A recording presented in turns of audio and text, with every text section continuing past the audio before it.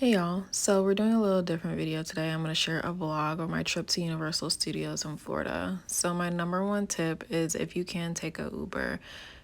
The lines that we saw, even from the highway just to get into parking, were insane. They have a designated area for ride share pickup and drop off, so it makes it really easy. You know exactly where to go. And if you don't do an Uber, like this is what you're gonna be dealing with. So even if you do have your car with you, just Uber from the hotel or the house or wherever you're coming from, it will make your life so much easier.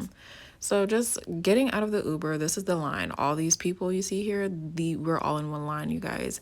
Everyone is of the same mindset that if you get there at 9 o'clock when the park opens, you won't have to deal with lines, and that's not true. I would say this is probably the busiest time for the park. So I would say just getting from the parking to the park probably took about 20-30 minutes. So now we're like past security, past the lines and everything. And this is not even the park yet. This is just like a little shopping area. It's kind of similar to another area in town called Disney Springs, if you're familiar with like Orlando.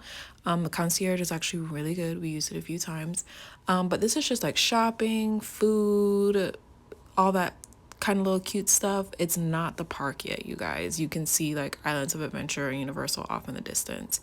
So me and my mom, we went together.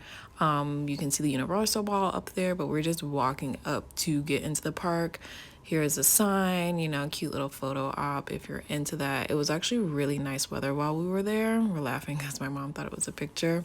And this is us inside the park now. So this is one of my favorite parts, is like the Beverly Hills, like old Hollywood part, and I really like that. But if you know me, I was really here for one thing, and that's the Harry Potter.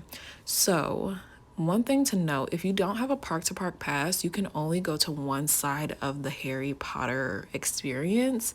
This is Diagon Alley. I didn't have a park to park pass. I did not know that, so I didn't get to ride the Hogwarts Express. But the digital ride that they have in the Gringotts Bank is really fun. I highly recommend that.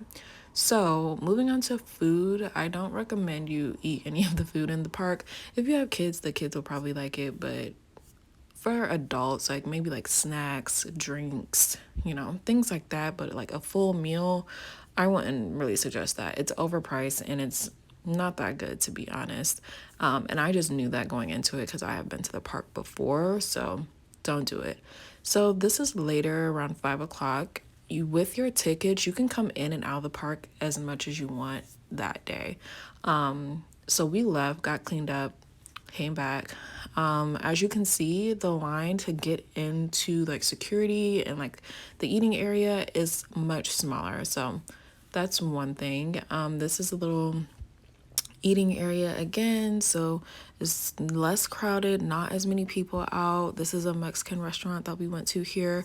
One thing to note is a lot of restaurants do have reservations only. This one did not, so keep that in mind if you are trying to eat in the area, because we were turned away from quite a few restaurants because we didn't have reservations, which I thought was weird. I don't know if it's a COVID thing, but that's just something to keep in mind right now.